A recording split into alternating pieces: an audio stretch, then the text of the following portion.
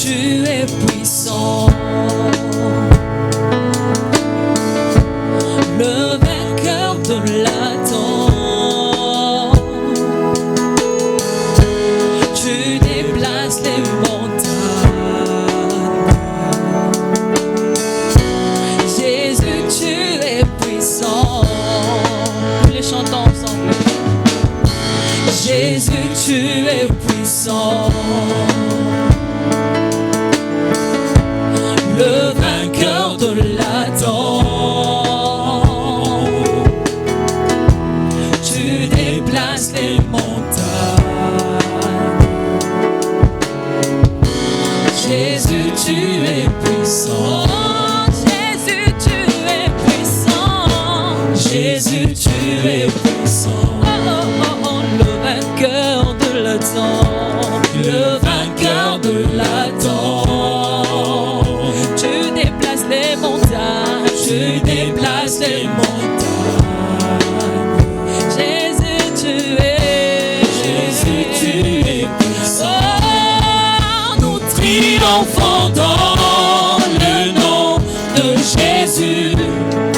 Nous avons la victoire dans le nom de Jésus. Jésus sur le trône, nous le déclarons.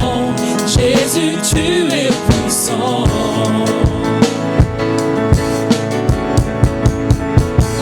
Jésus, tu es puissant.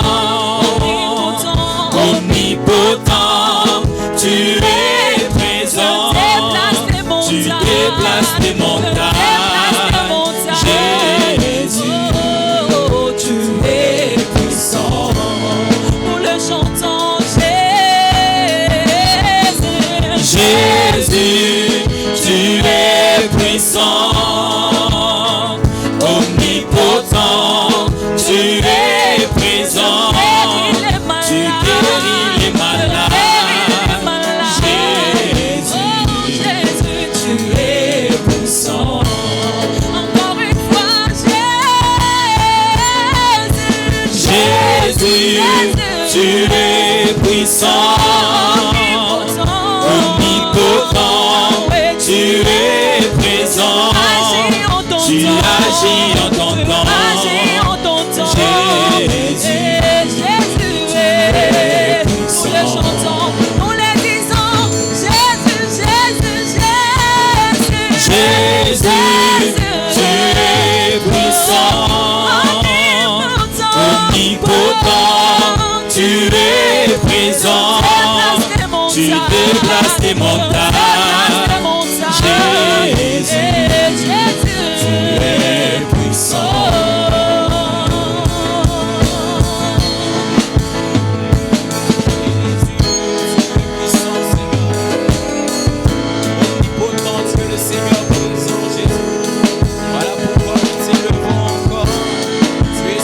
Déplace les montagnes, tu agis en ton temps. Jésus, sois en relevé, Seigneur. Oh, tu déplaces les montagnes.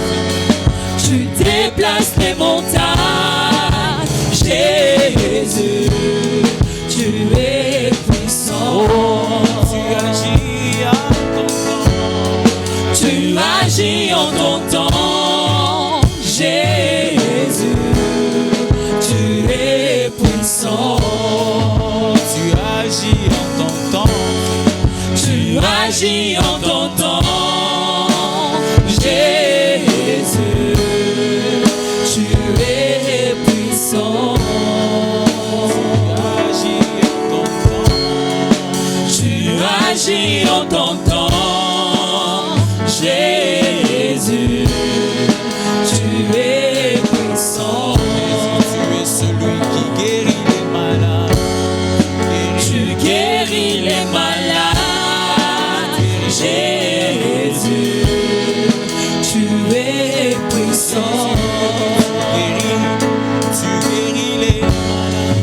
Tu guéris les malades.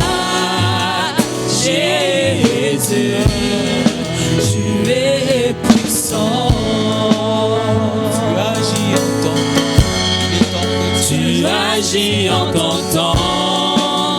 Jésus, tu es puissant. Tu guéris les malades. Tu guéris les malades. Jésus, tu es puissant. Tu déplaces les montagnes. Seigneur, tu Déplace les montagnes. Jésus, tu es puissant.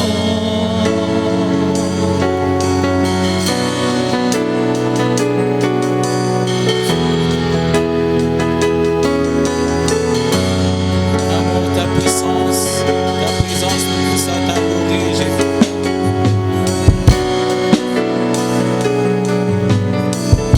Ta présence nous pousse à t'adorer, Seigneur.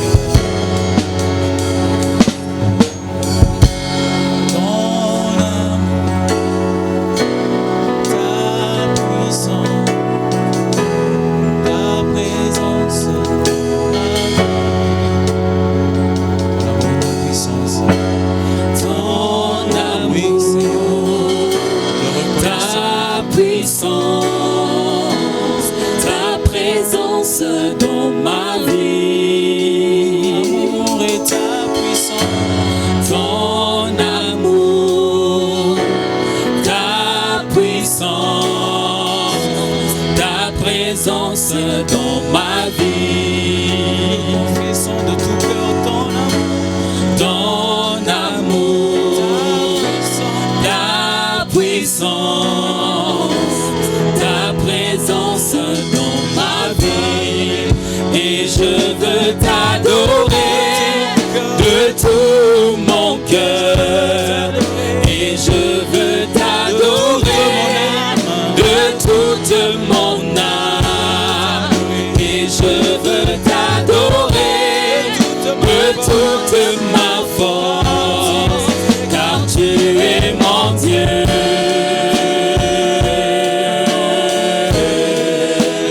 Tu es mon Dieu. Car tu es mon Dieu.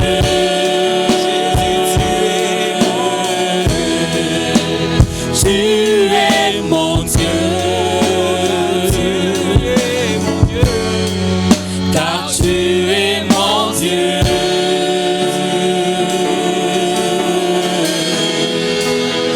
Tu es mon Dieu.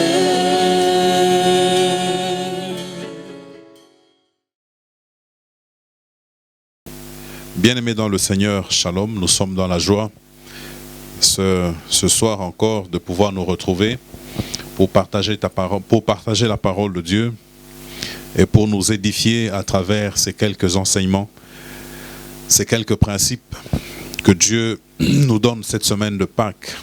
Nous n'avons de cesse de le dire. Nous sommes en train de célébrer une Pâques inédite dans ce sens que c'est la première fois de toute mon existence, de toute ma carrière de serviteur de Dieu que je dois donner une conférence, que dis-je, un séminaire de Pâques en ligne. Là que vous êtes, s'il vous plaît, nous voulons nous communiquer à nouveau la joie de vivre, nous communiquer l'espérance, nous communiquer la foi. Puisse Dieu vous toucher et vous communiquer la foi, vous communiquer l'espérance. Ouvrez votre Bible avec moi ce soir. Nous regardons ensemble nos deux textes de base, Jean chapitre 6 et 1 Corinthiens. Nous avons lu dès le départ Jean chapitre 6, 51 à 63 et nous lirons 1 Corinthiens 10 à partir du verset 16. 51 à 63, nous lisons au nom du Seigneur. Si je suis le pain vivant, je suis le pain vivant qui est descendu du ciel.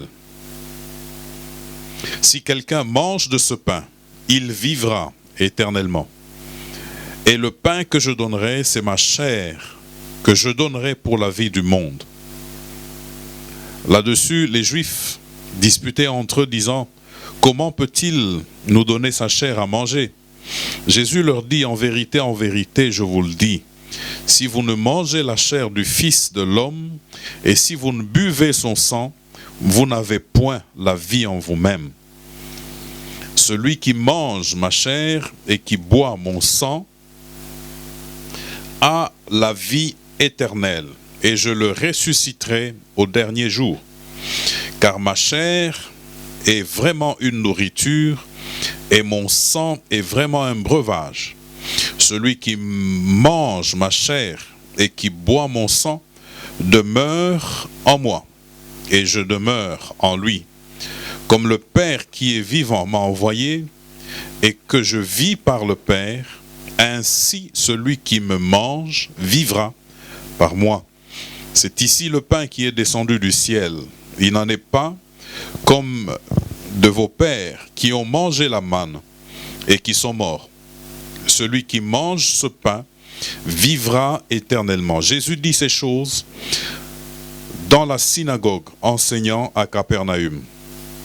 Plusieurs de ses disciples, après l'avoir entendu dire « Cette parole est dure, qui peut l'écouter ?»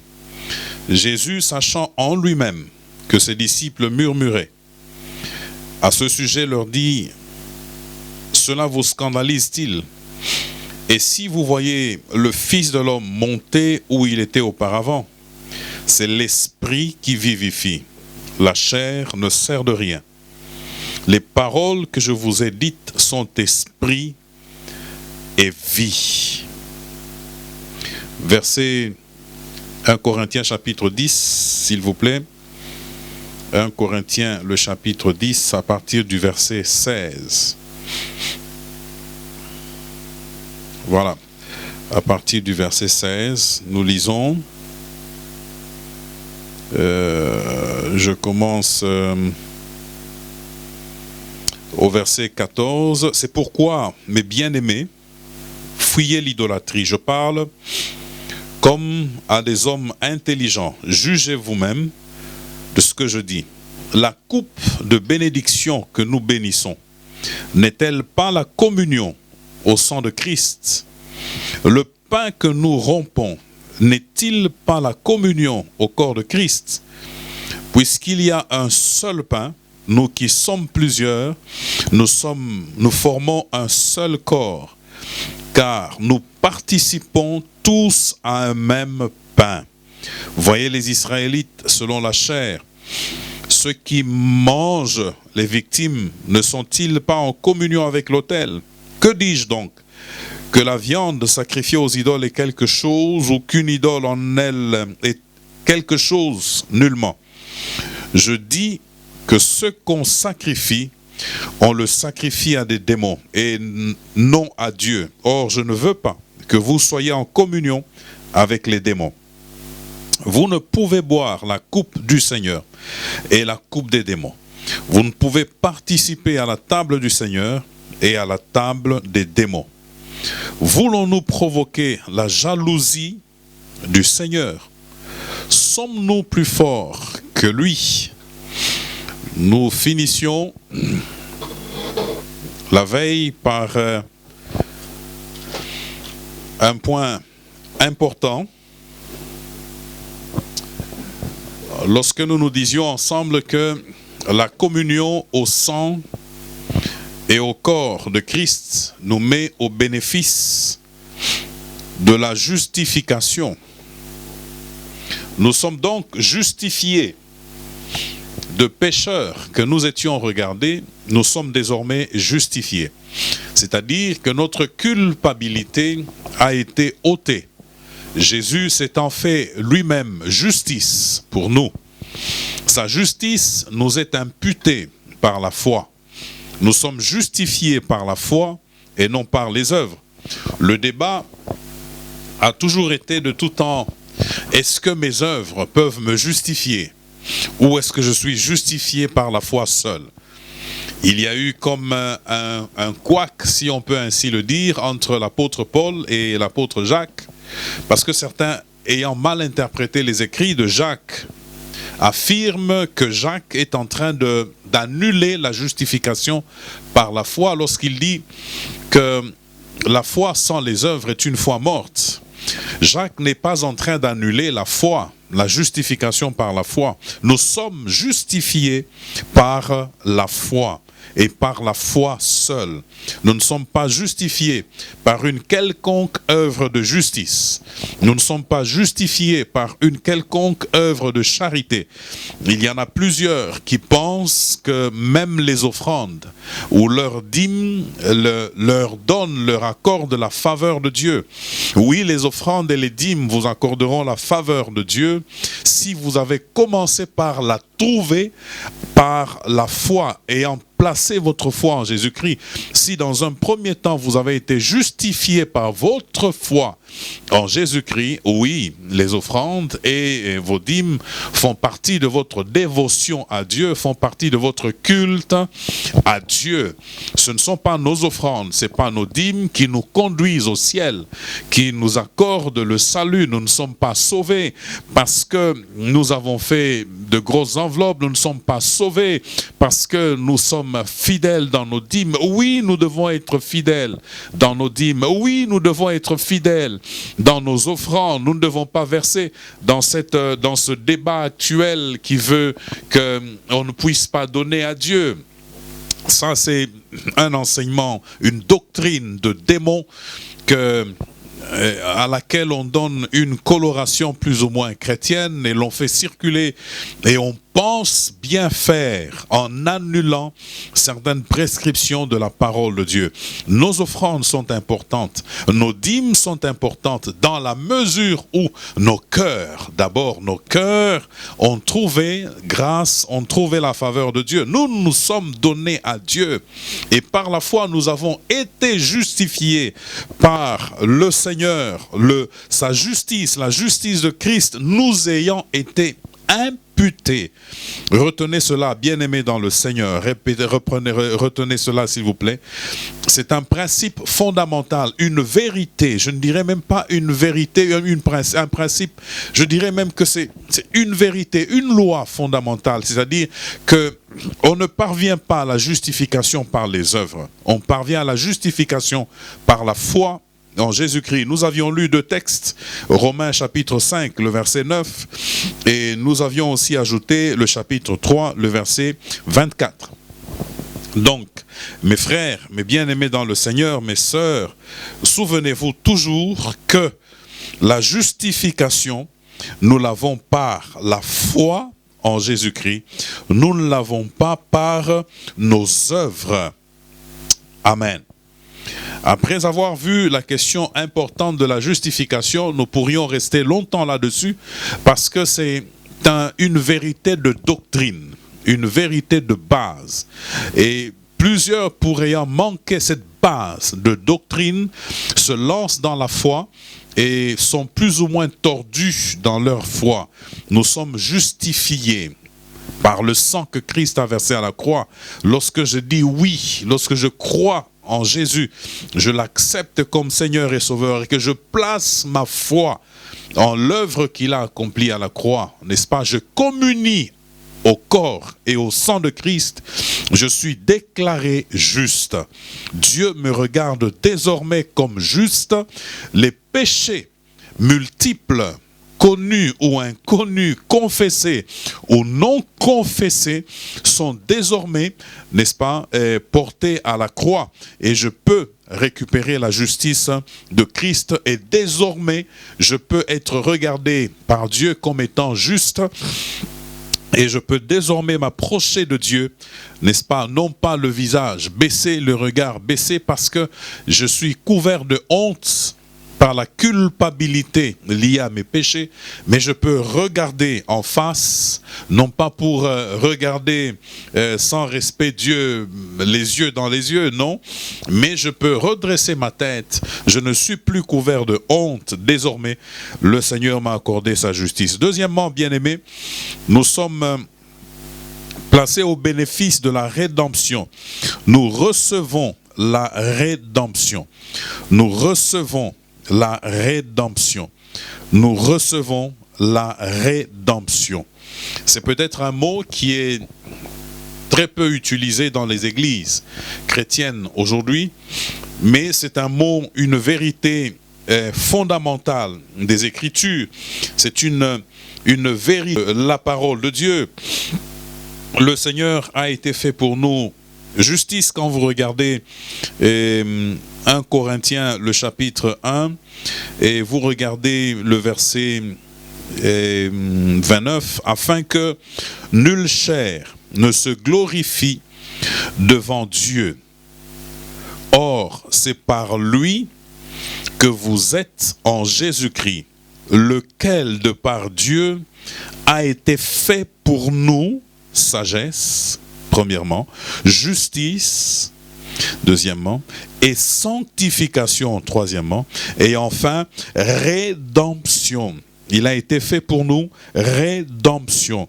Par lui et en Christ, et à travers l'œuvre qu'il a accomplie à la croix, nous sommes au bénéfice de la rédemption.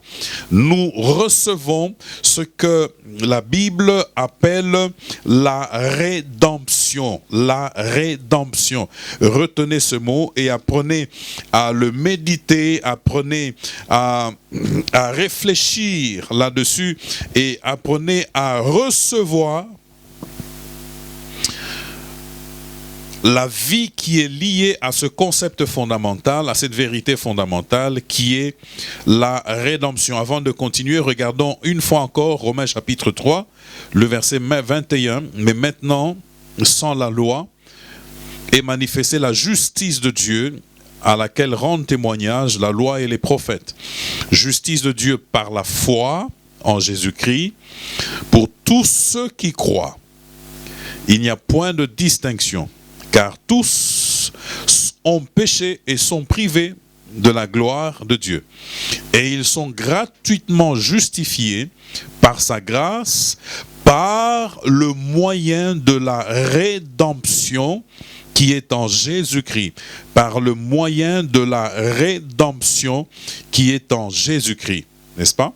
Nous continuons la lecture, il est dit, c'est lui que Dieu a destiné par son sang à être pour ceux qui croiraient victime propitiatoire, afin de montrer sa justice, parce qu'il avait laissé impunis les péchés commis auparavant, au temps de sa patience, afin, dis-je, de montrer sa justice dans le temps présent, de manière à être juste, tout en justifiant celui qui a la foi en Jésus-Christ. Regardez, le mot rédemption, n'est-ce pas, apparaît à nouveau dans les Écritures.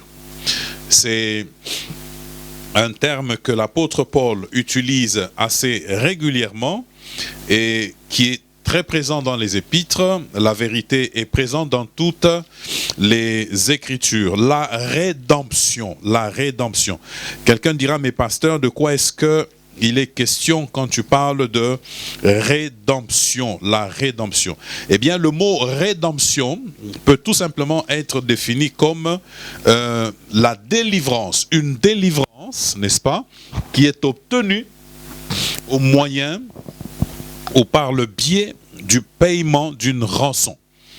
Dans le mot rédemption, n'est-ce pas, retenez deux mots essentiels, délivrance et puis rançon. Retenez ces deux mots essentiels, délivrance et puis rédemption, et puis, excusez-moi, délivrance et puis rançon. N'est-ce pas? Nous sommes donc rachetés. Nous sommes rachetés.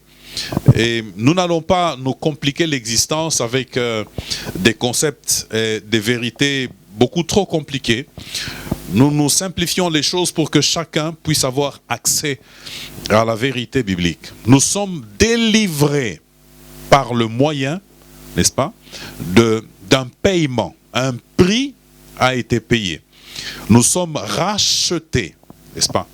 Nous sommes rachetés. À travers la rédemption, il y a cela. Nous sommes rachetés. Nous sommes délivrés. Un prix a été payé. Mais de quoi est-ce que nous sommes délivrés? De quoi est-ce que nous sommes délivrés? Venez avec moi dans l'épître de Paul aux Colossiens, le merveilleux Paul, l'immense Paul, nous a laissé énormément de bonnes choses et c'est lui qui nous permet de bien comprendre les vérités de la parole de Dieu.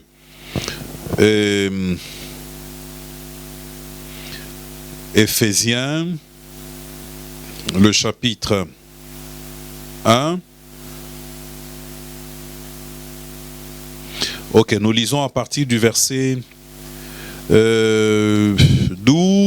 mais j'aimerais que nous puissions remonter pour permettre à ceux qui ne lisent jamais la Bible de profiter et de la lire.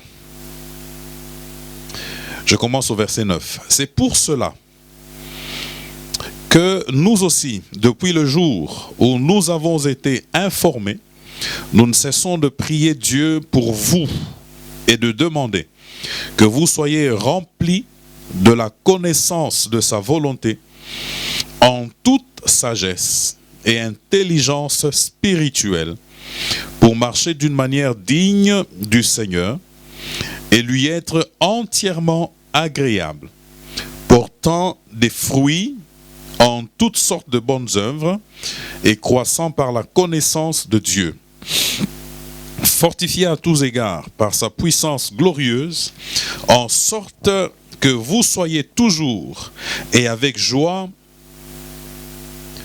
persévérants et patients. Verset 12.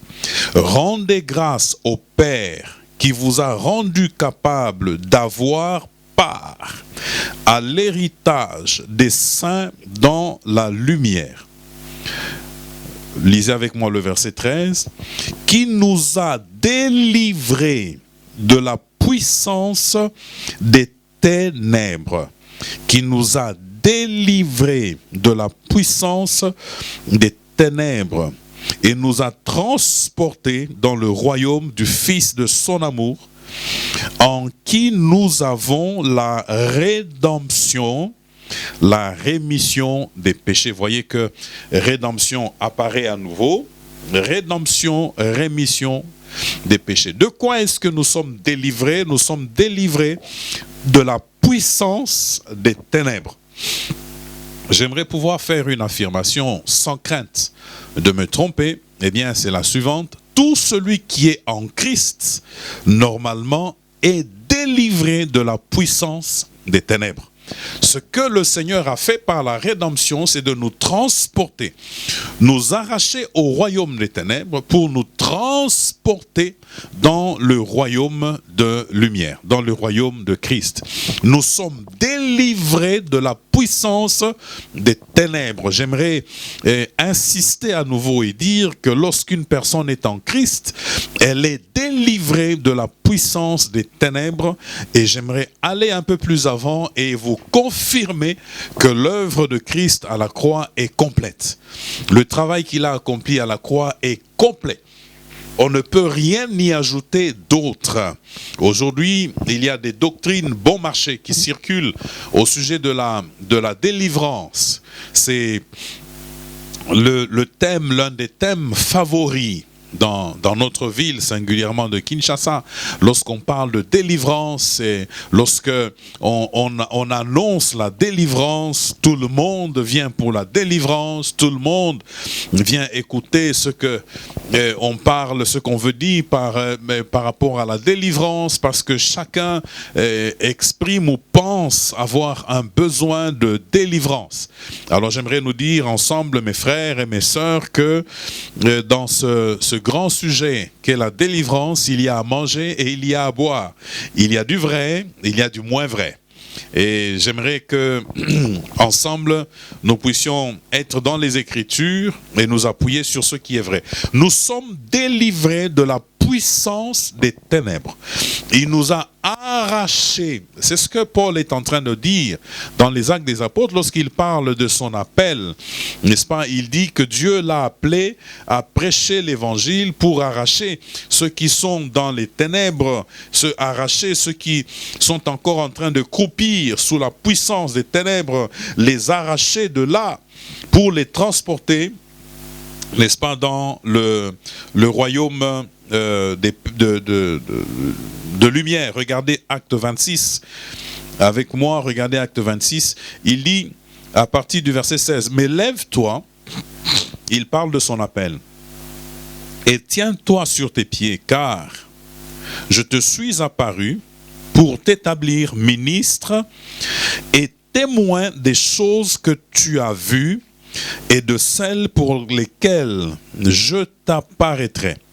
Je t'ai choisi du milieu de ce peuple et du milieu des païens vers qui je t'envoie, afin que tu leur ouvres les yeux pour qu'ils passent des ténèbres à la lumière et de la puissance de Satan à Dieu, pour qu'ils reçoivent par la foi en moi le pardon des péchés et l'héritage avec les sanctifiés. » Il nous a délivrés des ténèbres. Les ténèbres sont associées à la puissance de Satan.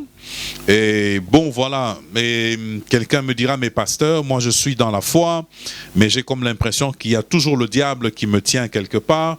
J'aimerais nous dire tous ensemble, mes frères, que lorsque j'ai cru en Christ, j'ai donné réellement, j'ai eu un contact franc, un contact sincère avec l'œuvre de la croix, eh bien, je peux m'appuyer avec assurance sur cette parole qui me dit que j'ai été délivré de la puissance des ténèbres. En principe, étant en Christ, la main du diable ne peut plus s'appesantir sur ma vie ou contre ma vie, parce que j'ai été délivré de la puissance des ténèbres et que désormais je suis dans le royaume de Christ, n'est-ce pas? Je suis évidemment, il y a bien des choses qui restent à être manifestées, n'est-ce pas? Nous recevons ce grand paquet-là, n'est-ce pas? Délivrance. Nous l'avons reçu. Mais il va falloir, je l'admets, il va falloir que des choses s'activent dans nos vies, que ces vérités que nous avons en Christ puissent être activées. Il y a d'abord la question du renouvellement de l'intelligence capitale par laquelle nous devons passer. Il y a la prière que nous devons continuer de faire. Nous ne prions pas pour compléter ce que Jésus a fait à la croix. Non, nous prions pour que ce qui a déjà été fait se manifeste aussi dans notre vie. C'est-à-dire que si nous sommes délivrés en Christ, je prie pour que cette délivrance soit réellement mon partage. Je ne suis pas en train de prier comme pour recommencer ce que Jésus a fait à la croix. Ça, c'est une grosse erreur, une très grosse erreur. On ne peut rien ajouter à ce que Jésus a accompli à la croix. Mourant à la croix, il dit tout est accompli, c'est-à-dire que c'est fait. Il n'y a plus rien qui reste à ajouter. Voilà pourquoi j'aimerais que là que vous êtes, en cette Pâques, vous puissiez prendre conscience que la délivrance que vous cherchez n'est pas ailleurs, elle est entre vos mains. Si vous êtes en Christ, j'aimerais que vous ayez conscience du fait que la délivrance que vous cherchez n'est pas ailleurs, elle est déjà en vous. Mettez-vous à genoux et priez en lisant les Écritures fidèlement pour que l'Esprit de Dieu renouvelle votre intelligence, votre façon de concevoir les choses, votre façon de comprendre les choses, que le Saint-Esprit renouvelle votre intelligence et que par la prière, vous puissiez, entre guillemets, activer tout ce que Dieu a déposé en vous par votre foi en Jésus-Christ. Aujourd'hui, nous connaissons des problèmes parce que plusieurs n'ont pas eu un contact franc avec l'œuvre de la croix. Plusieurs n'ont pas eu un contact direct avec l'œuvre de la croix. Et vous savez, on ne peut pas avoir eu un contact franc avec l'œuvre de la croix et avoir une vie qui est toujours la même. Non, c'est pas possible. C'est pas possible. C'est vraiment pas possible. Lorsqu'on a un contact franc avec l'œuvre de la croix, ma vie ou nos vies sont entièrement changées. Nos vies sont entièrement transformées Eh bien, si vous voyez que vous êtes toujours, je ne sais pas moi, comme pour ainsi dire, bloqué ou en prison, eh bien, priez. Dieu, à travers l'œuvre de la croix, Jésus-Christ, à travers l'œuvre de la croix, vous a déjà tout obtenu. Si vous avez l'impression que ce n'est pas encore en train de marcher, priez, mais priez bien, priez vrai, priez selon la parole de Dieu et laissez l'Esprit du Seigneur renouveler votre intelligence au fur et à mesure. Laissez l'Esprit de Dieu placer le doigt là où il le faut au fur et à mesure. Nous avons la rédemption en Christ, c'est-à-dire la délivrance. Nous sommes délivrés de la main du diable. Nous sommes délivrés de la puissance du diable. N'est-ce pas? Satan est un menteur. Et il peut continuer de vous faire croire que vous êtes toujours sous sa puissance. Tant que vous n'avez pas expérimenté le renouvellement de l'intelligence pour que vos yeux se ouvrent et que vous puissiez constater qu'il n'a plus aucun pouvoir sur vous, eh bien, vous allez continuer de subir sa loi. Agenouillons-nous ensemble, c'est une semaine de Pâques. Quand on dit Pâques, le point culminant, c'est la délivrance de la main du diable, délivrance des ténèbres. C'est le point culminant. Nous ne pouvons pas célébrer la délivrance et continuer de rester, entre guillemets, liés ou enchaînés, n'est-ce pas, par les chaînes du diable. Le Christ, Jésus, a vaincu. Il est dans notre cœur. Nous l'avons reçu. Et nous célébrons cette rédemption, ce rachat, cette délivrance. C'est-à-dire que le prix, n'est-ce pas, le prix de ma dette, si je peux ainsi dire, ce que je devais payer pour être libre, lui l'a payé. Désormais, n'est-ce pas, je suis un homme libre, je suis une femme libre. La question que l'on peut se poser, c'est à qui est-ce qu'il a payé ? C'est la question que l'on pourrait se poser, à juste titre. Il a payé à qui? Lorsqu'il versait son sang, il payait qui? Plusieurs pensent qu'il était en train de payer le diable. Qu'est-ce que Dieu a à voir avec le diable? Qu'est-ce que le Seigneur, qu'est-ce que le sang de Christ a à voir avec le diable? Rien à voir, mes frères. Lorsqu'il a payé, il a payé à Dieu. Parce que celui qui a été lésé par le péché de l'homme, celui qui à juste titre a le pouvoir de faire mourir et de jeter l'âme, n'est-ce pas, en enfer, c'est Dieu.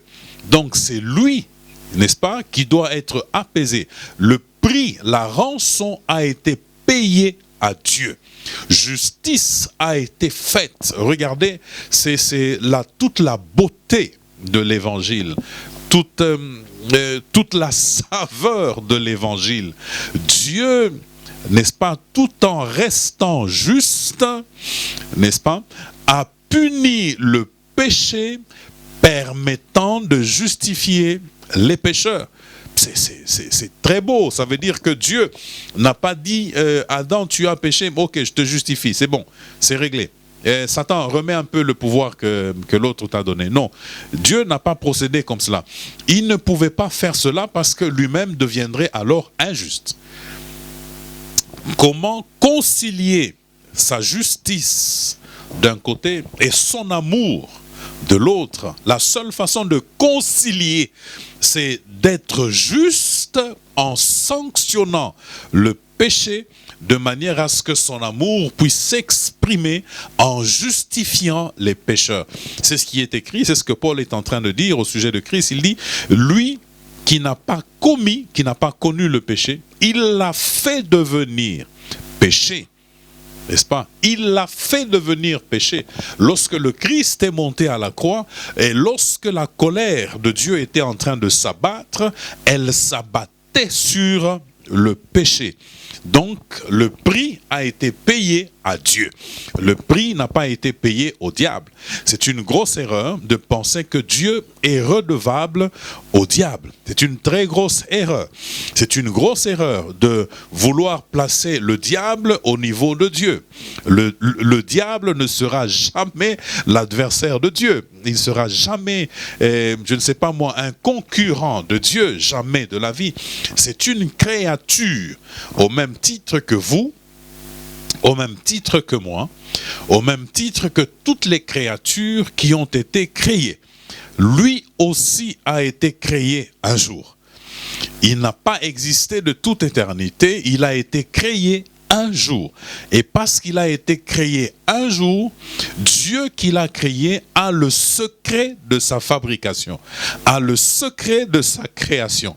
Parce que lui a le secret de sa fabrication, entre guillemets, comme je suis en train de le dire, il ne peut jamais être au même niveau que Dieu. Quelle que soit l'envergure que Dieu lui a donnée, quelle que soit la hauteur, la dimension que Dieu lui a donnée, il ne peut jamais être placé au même titre que Dieu, comme un concurrent de Dieu. Ne tombons jamais dans ce piège, mes frères, où finalement nous plaçons Dieu, nous plaçons le diable comme une force qui peut même vaincre la puissance de Dieu. Ne tombez pas dans ce piège-là, ne tombez pas dans ce piège. Ne lui donnez pas le crédit qu'il ne doit pas avoir. Ne lui faites pas la publicité qu'il ne devrait pas avoir. Mais de l'autre côté, ne l'ignorez pas. Ne le sous-estimez pas. Donc, je reviens ici dans notre enseignement ce soir pour dire que le prix, en réalité, a été payé à Dieu. Le prix de la rédemption a été payé à Dieu. Lorsque l'on parle de la rançon, on voit la question du rachat. Et ça, c'est dans la classe d'affermissement que cela est donné. Et nous avons besoin de nous recycler encore. La notion du rachat comporte 3 éléments essentiels. C'est-à-dire qu'on va au marché, on paye un prix. On acquiert un produit. N'est-ce pas? On le soustrait désormais à toute forme de négoce. L'autre niveau, c'est qu'on prend le produit, on le sort du marché. Par la rédemption, le Christ a opéré cela. C'est-à-dire qu'il n'y a plus de négociation autour de notre vie. Il n'y a plus de débat autour de notre vie parce que lui a payé. Il a donné le prix qu'il fallait. Non seulement il a donné le prix, mais il nous a retirés du marché. Il a payé le prix. Désormais, il n'y a plus de négociation autour de nos vies, autour de nos personnes. Il ne se limite pas là, parce que s'il nous avait laissé dans le marché, quelqu'un d'autre viendrait, entre guillemets, peut-être pour négocier à un prix plus élevé. Mais il n'y a pas de prix plus élevé que le sang de Christ. Alors voilà, il nous a retirés donc du marché. Désormais, nous sommes la propriété privée de Dieu. Nous appartenons à Dieu. Nous lui appartenons en propre. Nous lui appartenons parce qu'il nous a créés. Ça, c'est la première des choses. Nous lui appartenons aussi parce qu'il nous a rachetés. Donc, nous lui appartenons 2 fois. Nous lui appartenons en propre. Nous sommes sa propriété, bien-aimé. Vous êtes la propriété de Dieu. Là que vous êtes, lorsque vous célébrez la délivrance, vous parlez de délivrance, dites-vous que si vous avez donné votre vie à Jésus, vous êtes la propriété de Dieu. Si vous êtes la propriété de Dieu, pour que quelqu'un puisse vous récupérer, il doit commencer par vaincre Dieu. Je cherche à savoir qui est celui qui a la possibilité et la capacité de vaincre Dieu. Paul, toujours aux Colossiens, est en train de leur dire, votre vie, notre vie est cachée avec Christ. Dans l'Ancien Testament, on disait, je disais tout à l'heure, que ce qui se faisait chaque année, c'était comme une forme de couverture. Le souverain sacrificateur entrait dans le lieu très saint, avec le sang, ayant réalisé d'abord une expiation pour lui-même, et puis il entrait dans le lieu très saint pour présenter le sang, n'est-ce pas, pour les péchés de tout Israël. Et le péché d'Israël était ainsi pardonné et couvert, n'est-ce pas, c'était Yom Kippour, la grande fête des expiations, le moment où le péché était pardonné. Parce que vous savez qu'il n'y a rien d'aussi mortel dans la vie d'un homme que la culpabilité du péché. Il n'y a rien d'aussi déstabilisant pour la vie d'un homme que la culpabilité du péché. Et par rapport à cela, regardez, gardez un doigt avec moi dans Jean chapitre 1, je reviens là tout de suite. Mais regardons un peu dans Psaume 32, ce que David est en train de dire par rapport à l'expiation. Il dit, Psaume 32 à partir du verset 1, « Heureux celui à qui la transgression est remise, à qui le péché est pardonné. Heureux l'homme à qui l'Éternel n'impute pas d'iniquité, et dans l'esprit duquel il n'y a point de fraude. Tant que je me suis tu, mes os se consumaient, je gémissais toute la journée, car nuit et jour ta main s'appesantissait sur moi. Ma vigueur n'était plus que sécheresse comme celle de l'été. Je t'ai fait connaître mon péché. Je t'ai fait connaître mon péché. C'est David qui est en train de parler à Dieu. Je t'ai fait connaître mon péché et je n'ai pas caché mon iniquité. Je t'ai fait connaître mon péché et je n'ai pas caché mon iniquité. J'ai dit, j'avouerai mes transgressions à l'Éternel. Et puis regardez, il est dit, et tu as effacé la peine de mon péché. Et tu as effacé la peine de mon péché. Quelle joie, quelle réjouissance, quelle gloire intérieure que de savoir que mes péchés sont pardonnés. Quel bonheur que de savoir que mes péchés sont pardonnés. La culpabilité est ôtée. Le chemin du pardon. Comment obtenir le pardon? Le chemin du pardon est simple. Regardez ce que le psalmiste dit. Je t'ai fait connaître. J'ai dit, j'avouerai à l'Éternel mes iniquités. Je t'ai fait connaître mon iniquité. J'ai avoué mon péché. Je t'ai fait connaître mon iniquité. Et tu as effacé la peine de mon péché. J'aime bien ça. Tu as effacé la peine de mon péché. Ce n'est pas une invention du pasteur, c'est écrit. Tu as effacé la peine de mon péché. Lorsque Dieu pardonne, il pardonne totalement et il pardonne bien. Il ne pardonne pas en laissant des choses. Il ne pardonne pas en laissant des trucs qui vont encore te rappeler que tu avais péché. Lorsque Dieu pardonne, c'est comme il est dit dans Psaume 103, il dit, tu prends mon péché, tu le jettes dans le fond de la mer. Tu éloignes mon iniquité de moi. Autant l'Est est éloigné de l'Ouest, ainsi tu éloignes mon péché de moi. Donc il y a la question du pardon. Et je disais que dans l'Ancien Testament, le souverain sacrificateur entrait une fois par an avec le sang. Et le péché était, comme pour ainsi dire, couvert. Mais avec l'œuvre de la croix, il y a une différence. Regardez ce qui est écrit dans Jean 1, le verset 29, je reviens là, il est dit, le lendemain, c'est Jean-Baptiste qui est en train de parler, il vit Jésus venant à lui et il dit, voici l'agneau de Dieu qui ôte, ah ça c'est formidable, qui ôte le péché du monde, qui enlève le péché du monde. Le Fils de Dieu a paru d'abord pour enlever le péché. D'abord pour enlever le péché. Et ça c'est l'expiation. Mon péché est expié. N'est-ce pas? Je n'ai pas besoin d'aller encore payer quelque part pour mes péchés. Je n'ai pas encore besoin d'aller... Non, par rapport à Dieu, mon péché est expié.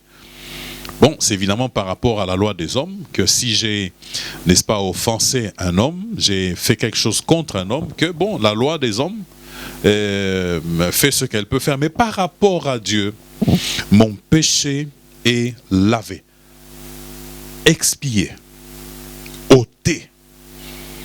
purifié. Je suis désormais pur. Je suis désormais blanc. Très blanc. Pourquoi?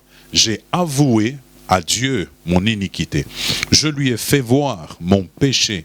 Je lui ai dit, Seigneur, j'ai péché. Je t'ai offensé en ceci, en cela, en cela, en cela. Je t'ai offensé. Pardonne-moi. Et là, parce que j'avoue mes péchés à Dieu, eh bien, ce que Dieu fait, c'est qu'il pardonne. Hein? Deuxièmement, il efface mes transgressions. Il enlève, il efface mes transgressions. N'est-ce pas? Il n'y a plus le souvenir de mes péchés. Quand vous lisez dans Hébreu, il est dit que chaque fois qu'on offre, le souvenir du péché demeure. Chaque année, on doit revenir. N'est-ce pas? Le souvenir du péché est toujours là. Mais le Christ, il est entré une seule fois pour toutes. Une seule fois pour toutes. Une seule fois pour toutes. Le Christ est entré, non pas dans un sanctuaire, un tabernacle fait de main d'homme. Il n'est pas entré dans quelque chose qui est de cette création, non. Il est entré dans le tabernacle céleste. Il est entré dans le tabernacle céleste avec le sang, n'est-ce pas, non pas d'un bouc, non pas d'un taureau, il est entré avec son propre sang dans le tabernacle céleste. Nous avons énormément de choses à dire par rapport à ces vérités, ces bijoux de la parole de Dieu. Nous avons énormément à dire par rapport à cela, mais nous sommes confinés dans le temps. Nous sommes gelés dans le temps et cela fait que il nous est difficile de pouvoir aller dans tous les détails. Pour ce soir, nous allons incliner nos têtes dans la prière et élevons nos voix ensemble et disons merci au Seigneur. Alléluia. Prions le Seigneur tous ensemble.